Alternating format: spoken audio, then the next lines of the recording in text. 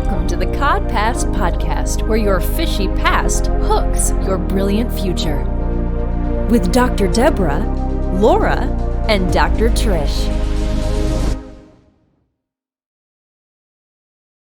To the cloud. All right. Well, And record, and I'll just put it onto YouTube, and then we'll figure out how to get it down. okay. Because it won't do Facebook on my phone. Okay. Well, we are live, sort of. We're live with each other. We're live with each other, and we've We got are all live. And here we go. we have a lot to talk about. Where your fishy past, Ugh, I'm so bad at that. I had it. your fishy past hooks your brilliant future. With Dr. Deborah, Laura, and Dr. Trish.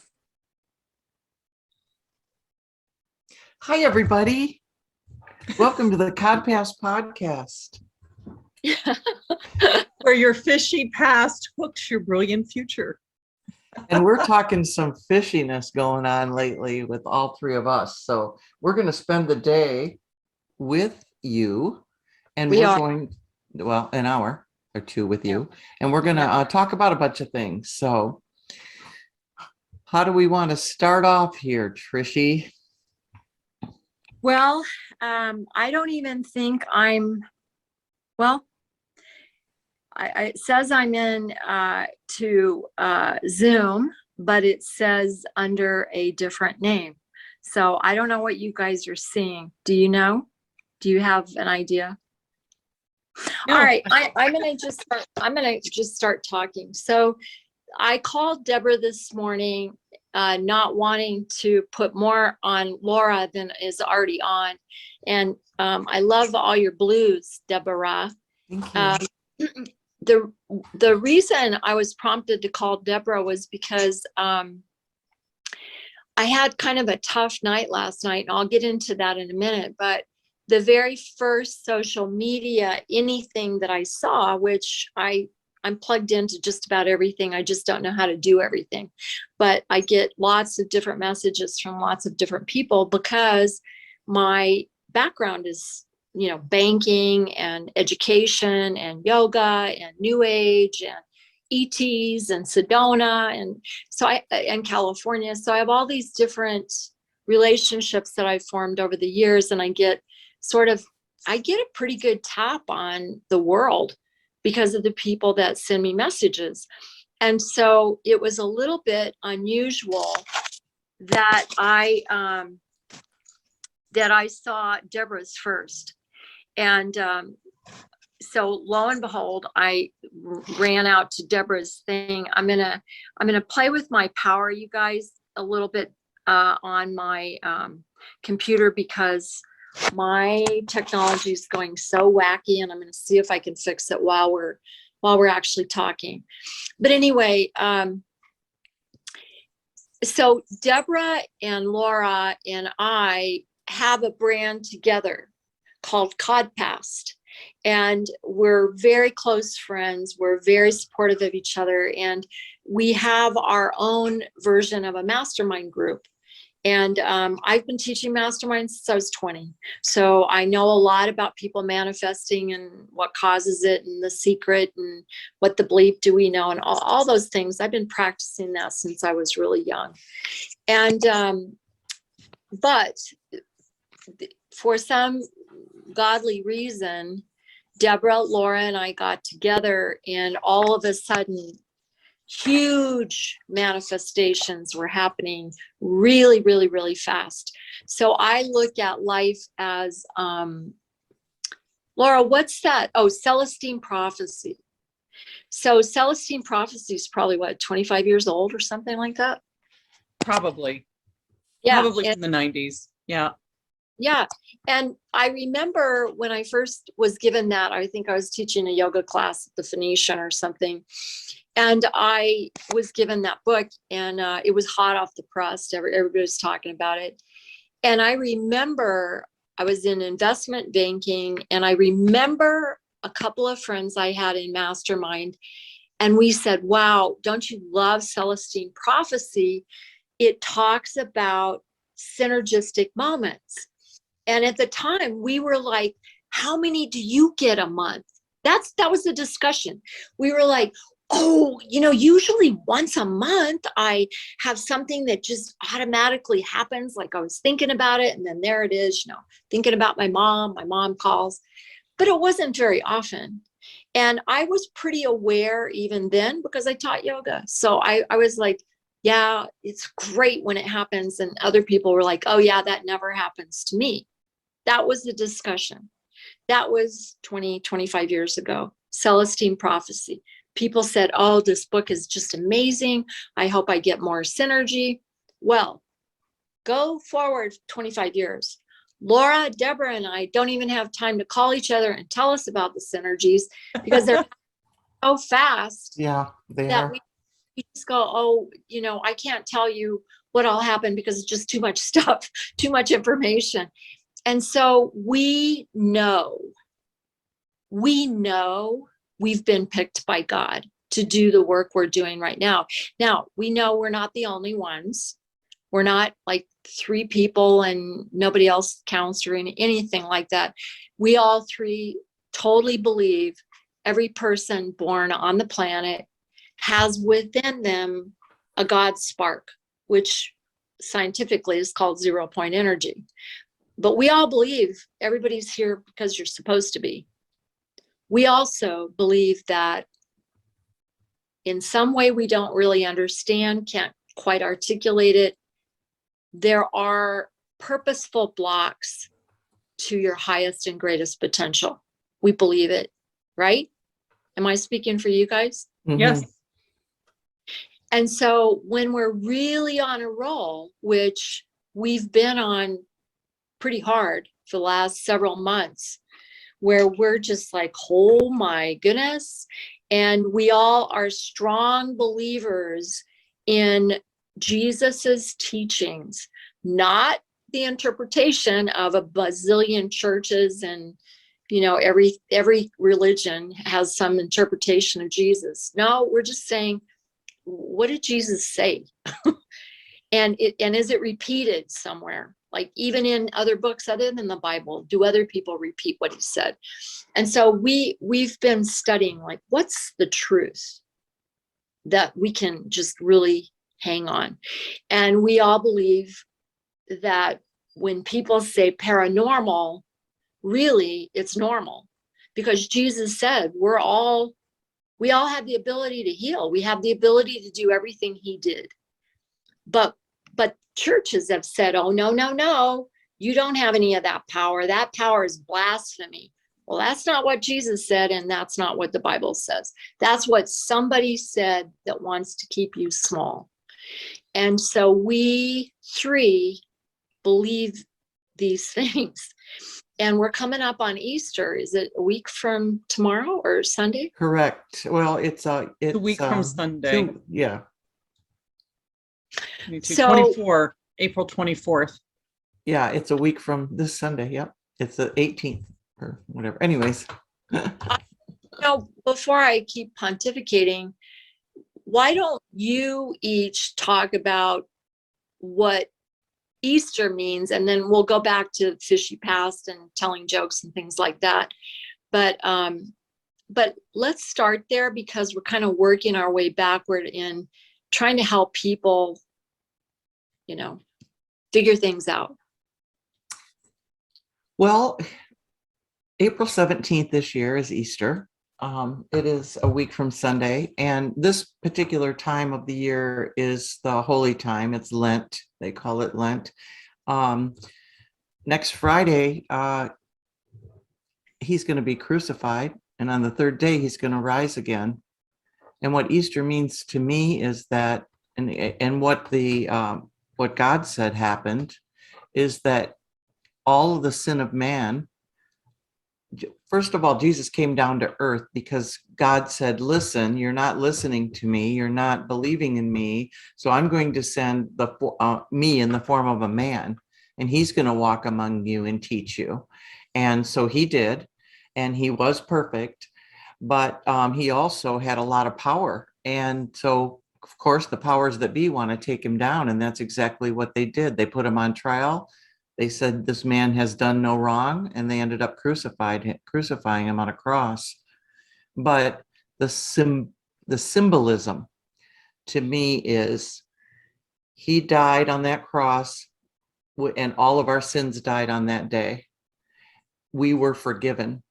And every day, because he rose from the dead on Sunday or on Easter Day, every day we can be forgiven for it. All we have to do is ask. So you literally live as a free person, because every day your burdens are gone. You just say, please forgive me. And every day you live as a free person. So he did that for us. He took on the weight of the world on his shoulders. And he said, my God, why have you forsaken me, to his Father? And his Father knew that he was going to raise him to sit at his right side and reign forever. So what he did, and what that allows me as a human being to do, is to be free from all of those burdens, so that I can go out and be a light to the world. So that's what Easter means to me. I think it's the most amazing day in the history of the world. Christmas too, right? When he was born was a miracle.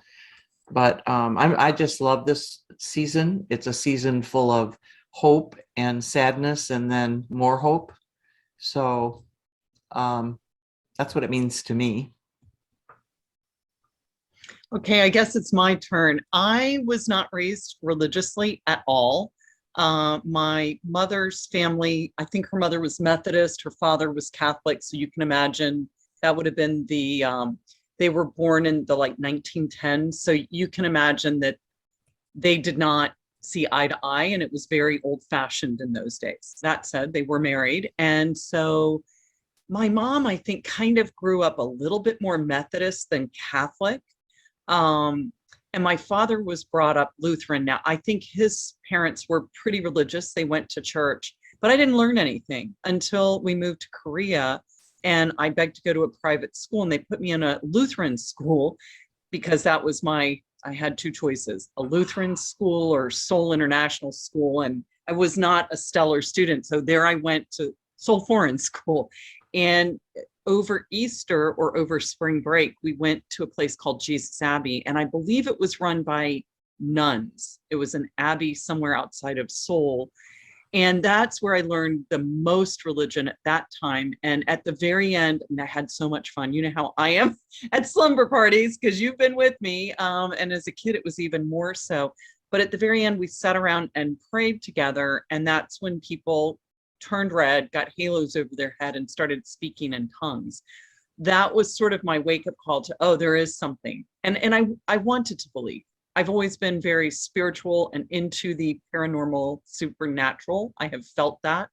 But so when we came back to the States, I went to another private school, and it was Catholic.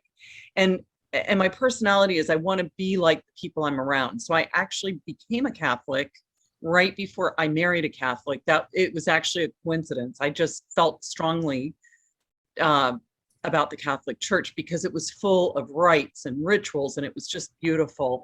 And then they had their own, they had all of their indiscretions, really terrible things that were happening to children and covering up. So I kind of walked away from all religion, but still had this very deep belief that there's something more. So I have to say my experience with Jesus, this is sort of new for me. I love his message, of course. I've never really thought about, if you think about the Old Testament and how God is smiting everybody, and the New Testament and everybody's forgiven, it's a very different message. So obviously something very big happened when Jesus came here. I guess from a metaphysical point of view, I can say maybe God just had to come here and walk the walk himself, because I think that when you're in the ethereal, now I don't mean to make God like one of us. I do think we have God in us. I think we're parts of God. And that's what I think Jesus was.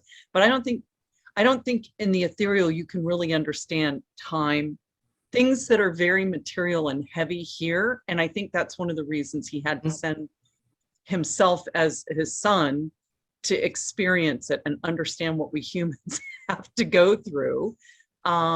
And I don't know that I would sacrifice myself for the world. I don't know, maybe I would, but it's quite the sacrifice. And I I love his leadership skills, right? He led, like people followed him, he inspired, and he do as I do, not just as I say. And he had loving leadership. He wanted the best for the world. So, I mean, there's nothing I can't say about that, like just from a materialistic viewpoint. So I guess that's it. I think everything else I know, the Last Supper and stuff is from like Jesus Christ Superstar. And so, yeah, so that's it for me. Well, I love, isn't it funny? All three of us have such different perspective. And I was born in Germany. I was raised in Tokyo. My dad was military, and there was only one place of worship on any of the bases that we were in. And I never knew things like prejudice, because nobody was alike. Like, I had 5 best friends in Tokyo, and seriously, if you took a picture of us, nobody looked anything like anybody. I mean, we were really, really, really different. And so were our families, our mom, our dad. And so were the teachings that we had grown up with. We had, one girl was Jewish, one was Catholic, one was Baptist minister, one was Buddhist, and one was Hawaiian from indigenous Hawaii. And not converted Hawaii, but indigenous. And then through her friendships, there was a Mormon missionary, because they, tried to convert the indigenous people. Anyway, my world was like a lot of stuff. It was just like one big pot of stuff. But I had very huge feelings about Jesus when I was really little. Like, I remember one instance when I was 7. I remember one when I was 12. But Easter always made me cry. And my mom would say, honey, why are you crying? We've got the Easter bunny, and we've got, this and this and this. And I just go, I'm just so sad. It's totally unexplainable. But as I began to teach yoga at such a young age, at 17, and in those days, people thought that was blasphemy. And I had been teaching and participating in Bible studies. So I considered myself a very strong Christian.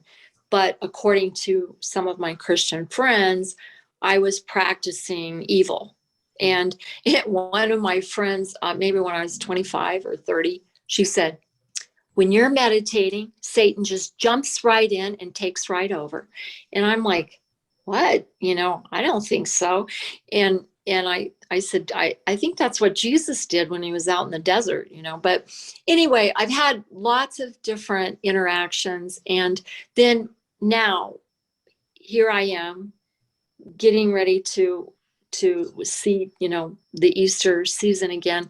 And Lent has always meant quite a bit to me. But with these girls, Laura and Deborah, I have felt a power that I can't even explain. And I felt that power many times in my life where, I want to do something and it manifests immediately, or something out of the blue that I couldn't have even thought possible all of a sudden is right in front of me. So I have always believed in the power of God, Jesus's teachings, the things that were taught in the secret. The first time I saw the movie, What the Bleep Do We Know, which actually became a big deal because of Phoenix, because the guy who owned the theater in Phoenix wanted it to play every single day. He thought it was so important. And he invited me and several other of my friends to see the launch of that. He had seen it at some film festival, and he thought it was so important that he wanted each one of us to see it. And I remember crying through that whole movie, because I was like finally somebody believes something like I believe, what Jesus taught. The power of your words, the power of your intention, the power of wanting kindness for the world, the power of interacting and co-creating, all of those things that I had been living but had been ridiculed over, all of a sudden now is in a movie. And the movie was so popular that it caught on the rest of the United States. And literally for 2 years at that theater, it was so. Uh-oh. Trish, you cut out. There you are. You guys, I don't know. The technology is kind of funny. Well, I'm gonna jump to where I was this morning when I saw Deborah's post. I think it was on Facebook or something. So we have this brand that we call CodPast, and we love it. It's funny. It makes us laugh. We're meeting amazing people. We're interviewing them. They're really liking it. People are really kind of getting caught up. They're getting hooked by our fish hook, and we're having a ball. The three of us, we never stop laughing when we're together. It's just laugh, laugh, laugh, laugh, laugh. And they were rose pink. Yeah, they were out here 2 weeks ago. You guys, it's been 2 weeks that I've been doing 3. Yeah, it's almost been 3. I've 75 hard since the day after you dropped us off at the airport. That day, because I said, I don't want to tell you. I remember. Yeah, I didn't want to tell Laura because I'd been doing 75 hard for a year every day and having to start over again. And so but Laura was so powerful when she was here in Arizona. She kind of blew me away. I was amazed. And she had done 2 75 hards back to back, and she was coming off of it the day that the three of us got together on St. Patrick's Day, St. Patricia's Day.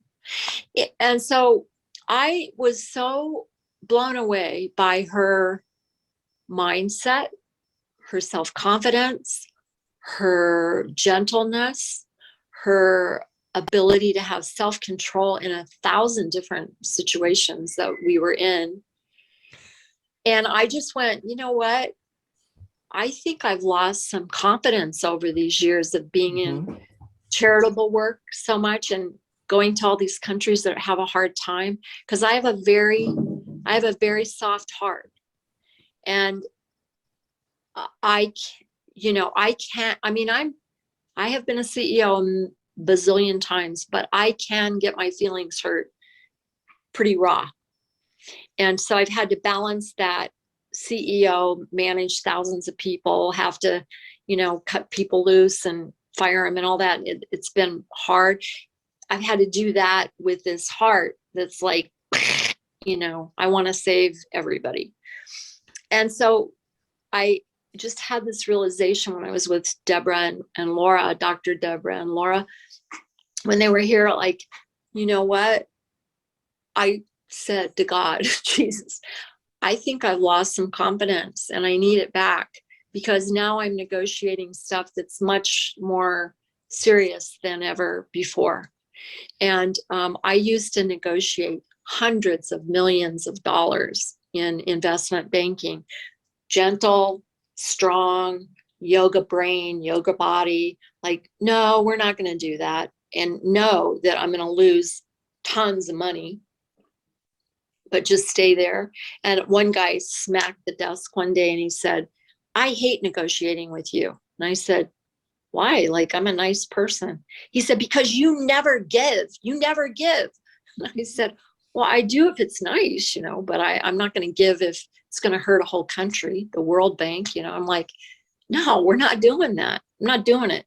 So you guys do it, but I'm not going to. So we are now, right now, I had a really bad night last night, and there's no real reason for it.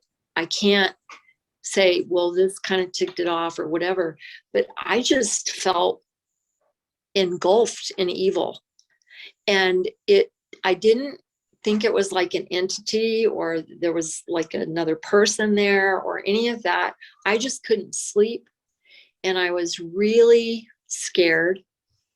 And I had a great day yesterday. I went to bed with a fire in the back and I loved it. And I even said, this has been such a good day. I've gotten so much done and I'm really happy. And, there's a lot going on. And lo and behold, who knows what was going on last night? I have no idea. But I told Deborah, something is up. Because one of the things I know, and I've got this little Bible that belongs to Ruthie, whose house I'm in. It's an old little Bible. I started reading it last night and I started reading the words of Jesus. And then I wrote pages and pages about right here. I said, who and what is Satan? And I wanted to know what the Bible said. And so I wrote and wrote and wrote and wrote last night. And I think many of us right now are on the verge of winning this war against evil, because it has been a war. I think it's been that third world war that nobody even knows is going on. And I think we're bumping up against it. And I was telling Deborah, I used to love Billy Graham because he always had such positive messages and didn't say, he really got thou shalt not judge, because he was pretty like non-judgmental. He just wanted to give the, good news that Jesus said. And I kept reading stuff like, just hang in there, because when stuff starts happening to you, you're getting really close to having everything you've ever thought of. And so I had to call Deborah and say, hey, I like your post and I'm whining because I had a tough night. So anyway, I think what you said is so true, that when you get close to, I heard somewhere today, 94% of the people live in fear, and they are in fear. Our society is meant to keep us in fear. The world wants to keep us in fear because we're controlled. So is that 6% of the people that don't live in fear? They live in love. And do you know that 6%, that's who he wants. He wants this to get us 6% down, because 6% can change the world. And I'm not sure what the percentage is, but it's a small percentage of people that don't live in daily fear and negativity. Because when you're in fear and negativity, you're a mean person. You could be mean, right? And then it just makes everything topple and fall apart. So when light and love comes into the world, and there's people that are really trying hard, and we're trying so hard to be extreme light. That's what we want to be. We want to be light so that people feel good about themselves, so that we can validate another human being, and maybe that is going to make a difference in their lives. And and then we'll get validated when we need it. So we're a small percentage. However, we know who wins in the end. We know the end of the story.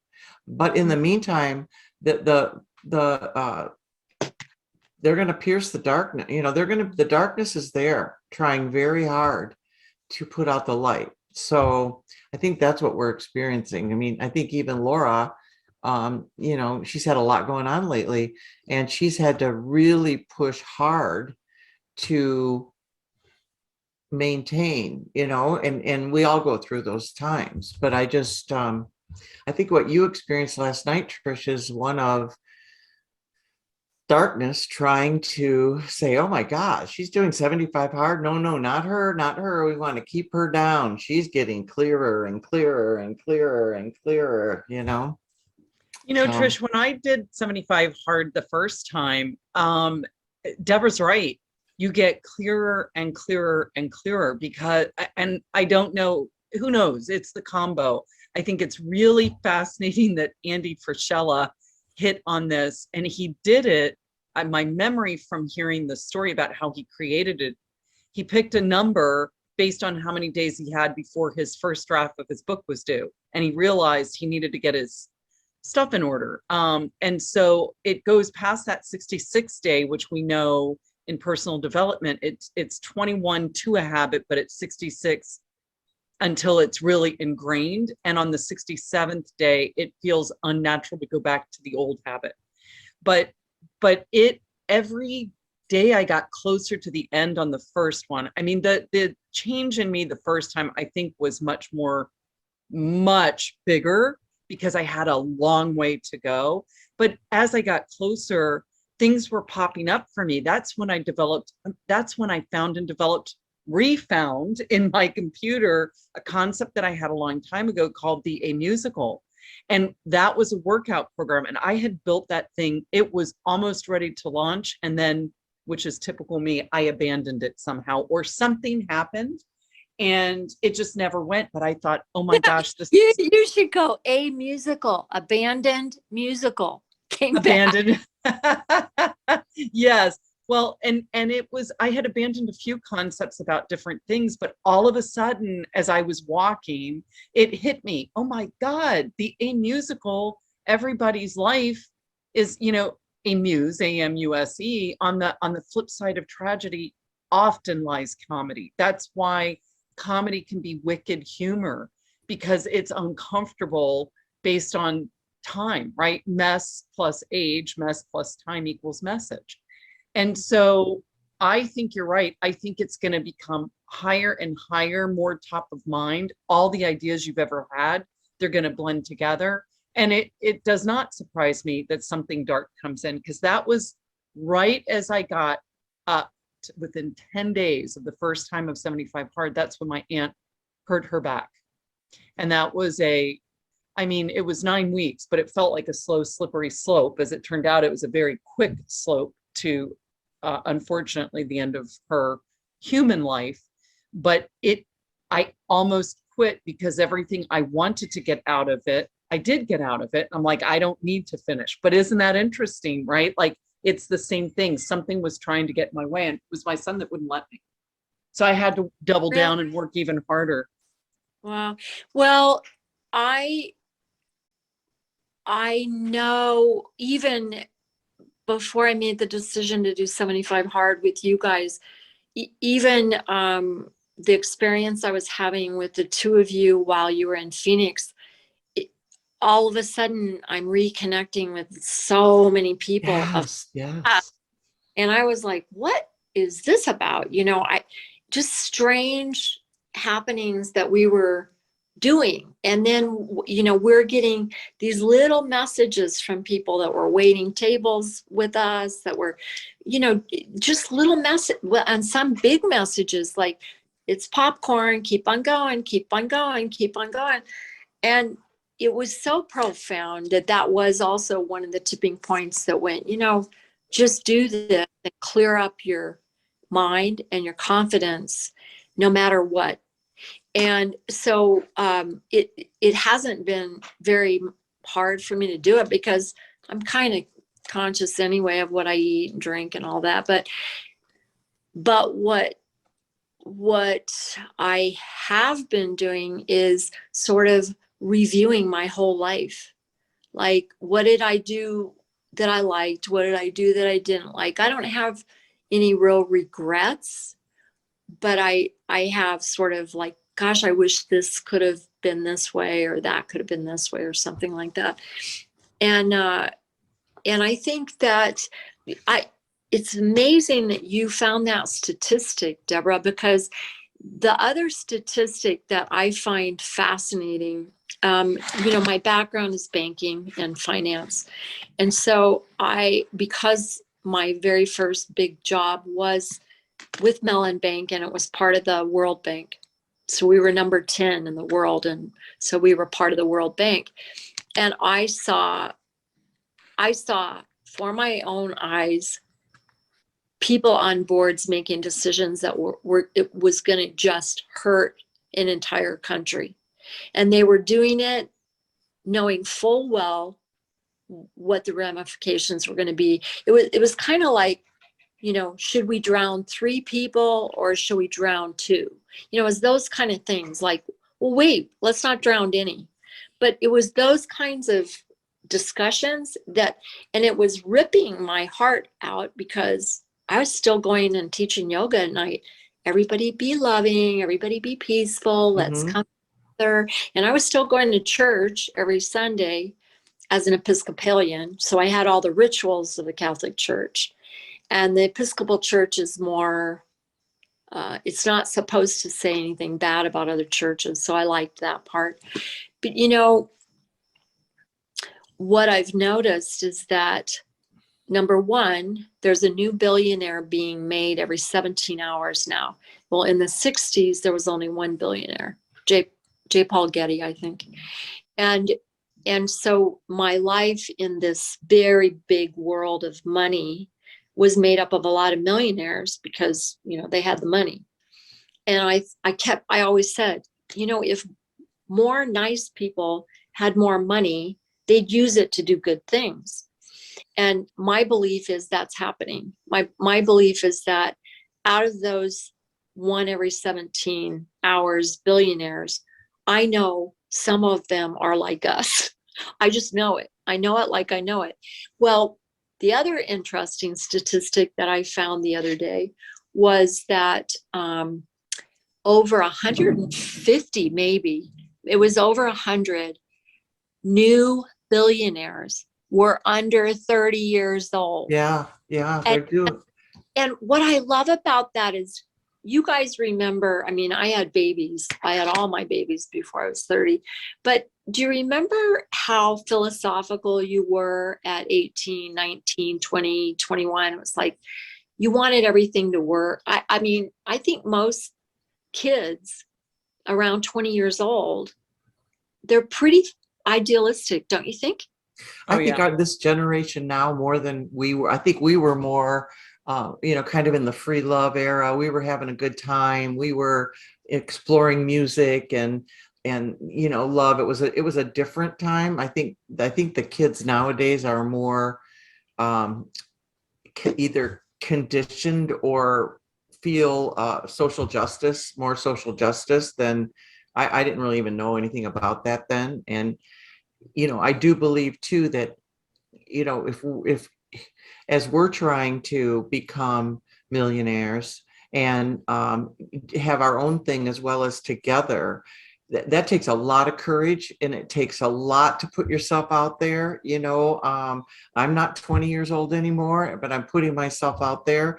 And I think the courage, and with the backing of the universe, God, whatever you call your higher being, is, I think I told you guys this.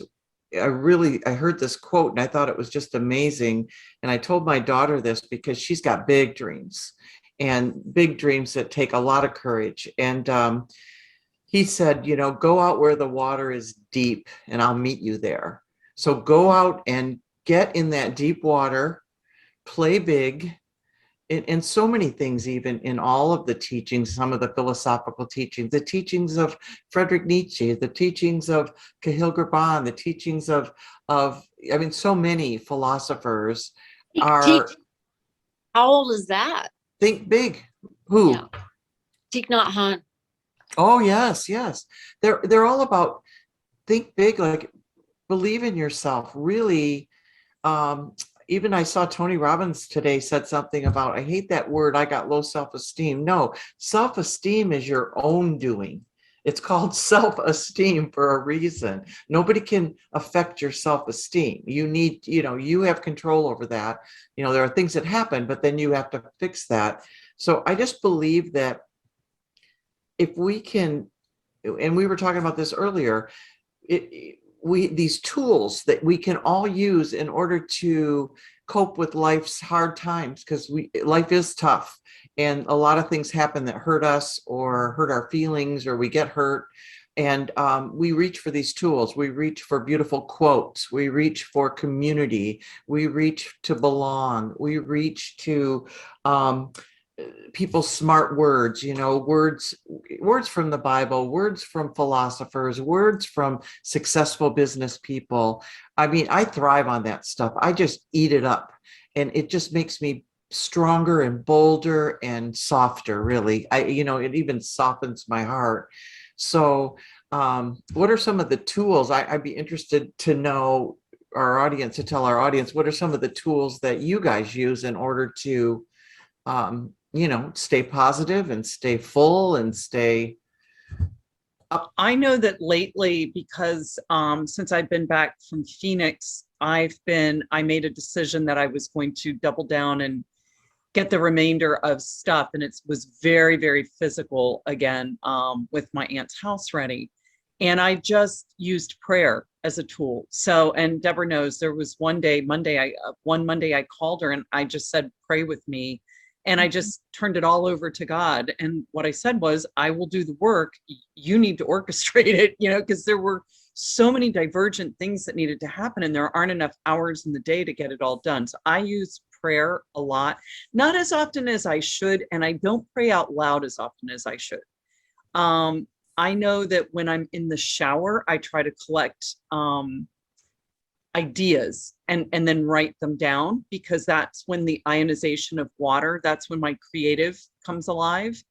And I want to share with you something that occurred to me this week, because I had too many other things to think about. But I thought about this, Trish, especially for you: fix problems, not people. Right? Because all three of us are problem solvers, and my brain did not want to solve the problem of the day that I really needed to work with. So I was solving every other problem, or trying to, when it really was unimportant. And I realized people also hurt people. So I use a lot of quotes or insightfulness that I've gotten to just help me calm down.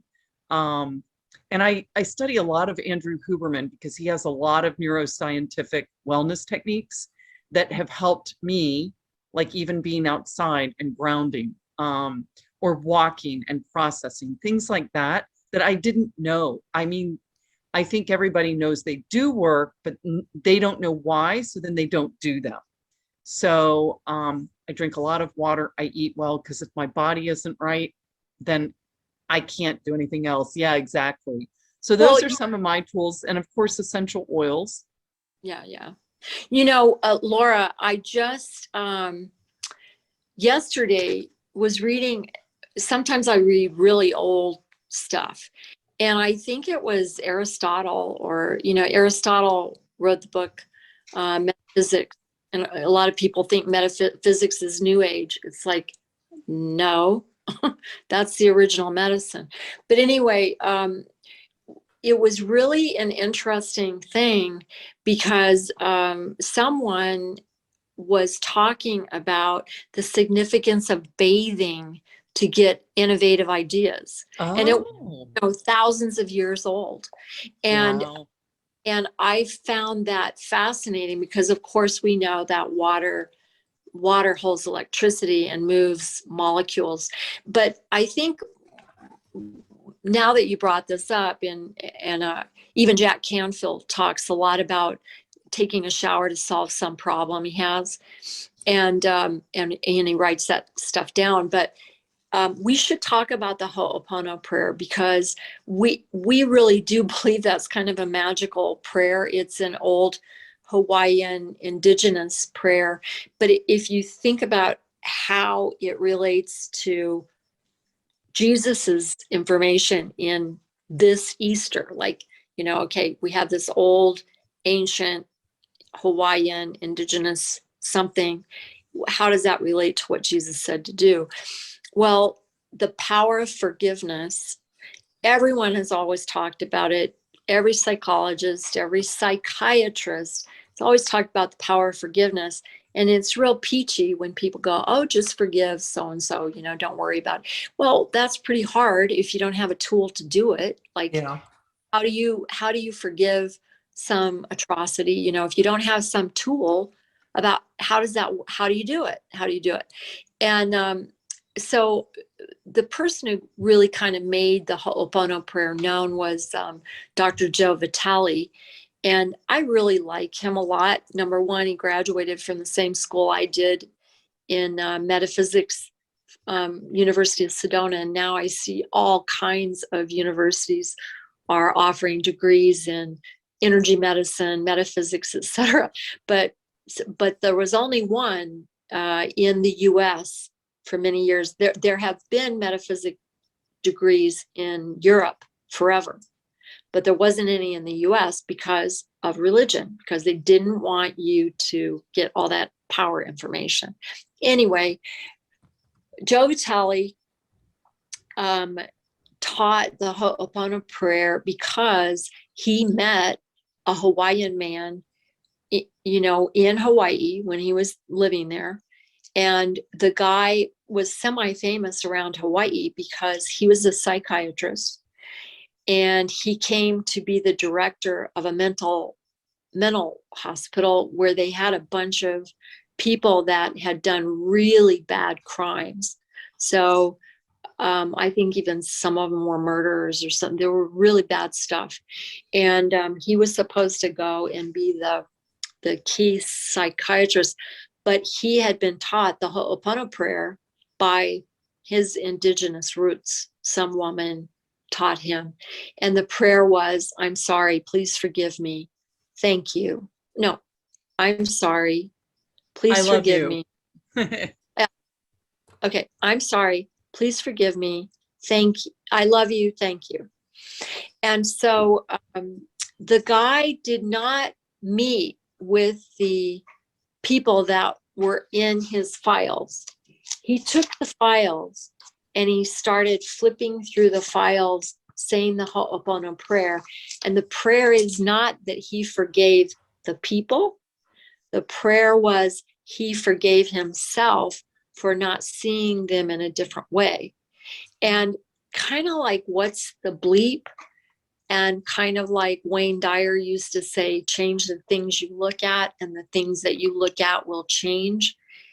If you go down the road of AI, artificial intelligence, which Elon Musk says could be a very dangerous thing, more dangerous than any bomb.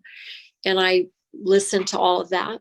But I think the way we perceive things for ourselves creates a dynamic that moves energy, moves electricity. Tesla proved it. Einstein proved it. A lot of people thought it, but that prayer, that Ho'oponopono prayer, takes all the responsibility back to yourself and seeing things in a different way. And for me, when I'm looking at this little, Holy Bible, which I had all night long and reading. And of course, this thing is so old and it's even hard to understand half of it because it's written.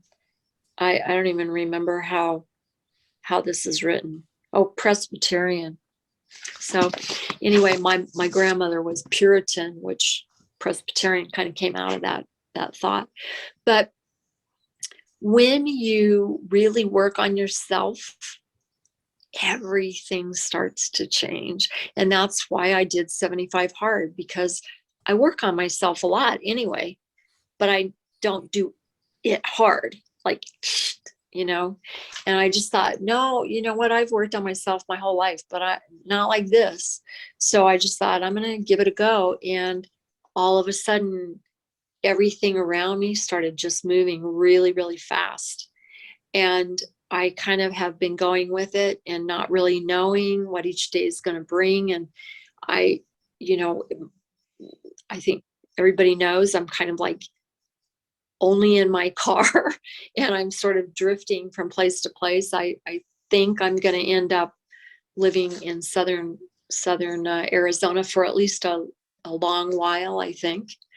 But I'm still going to do these retreats all over the place. And I'm praying all the time. But there was no reason for me to feel the way I did last night. I could blame it on a million things, but for some reason, my own thinking was not right to let me have peaceful slumber. And so I knew, okay, what can I improve on? And as I said, I had a great day, but I need to get better, because all these people, these kids that are becoming billionaires, they're idealistic and they want to know the wisdom that we have, right?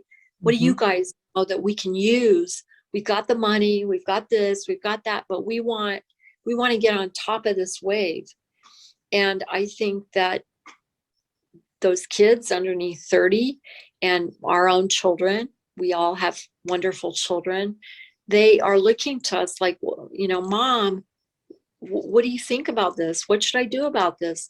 And I think right now it's really, really important for us to be pretty clear about what we think might be the truth or helpful, because I think we're in for radical change. I think the financial market's going to change radically. I think how we learn is going to change radically.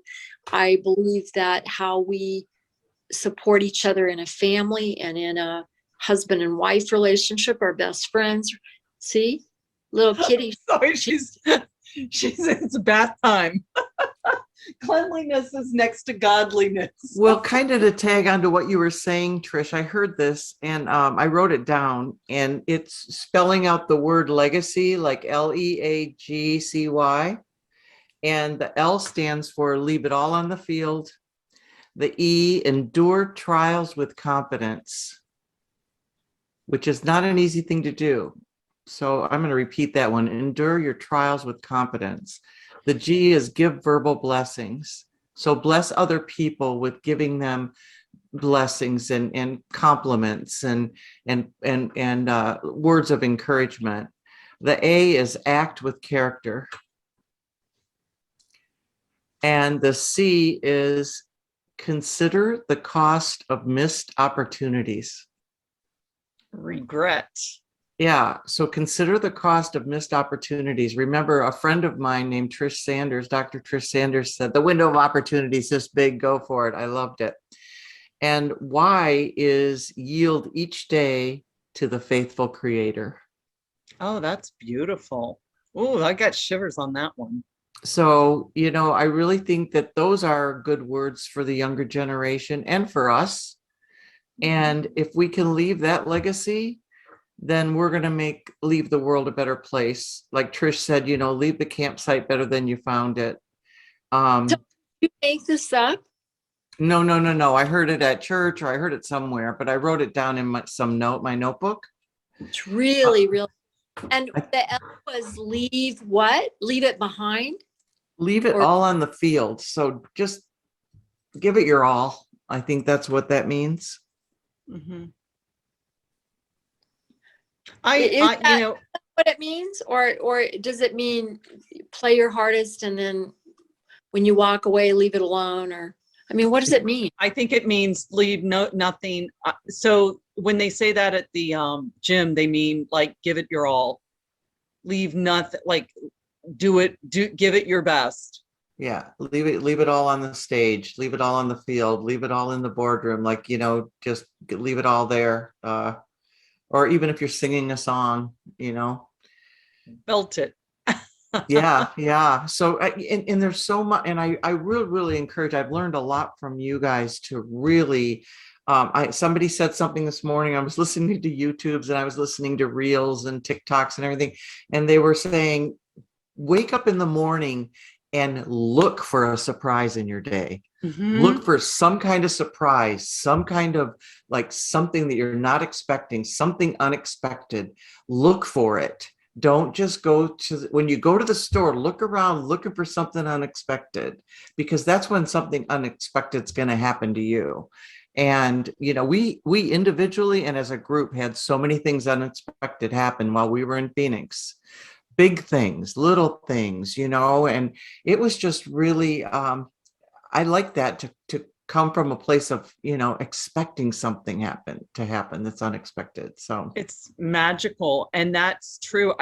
That one of those books that I recommended a few weeks ago, it's called, I don't think it's Meaningful Coincidence. I'm not enjoying that one as much. I think it's, oh my goodness. Oh yes, no, it is. It's Meaningful Coincidences or something like that. It's a guy named something like John Lindquist. He's Swedish. He's since passed away, but he talks about that people that look for the magical moments are happier. They are happier people. I think a lot of people feel that those are just coincidences and they don't look for them, or they're, but I really think there is something to that for sure, Deborah, because it's more fun. It's playful. you're looking for these little answers. And well, I also think that was what Jesus taught. I think that when religion started burning people, I read today that between 1 year, 1665 or something like that. I mean, 1 year they burned 200 people. And I think the thing was, what did they use? They used fear, right? And fear supposedly is Satan's only weapon.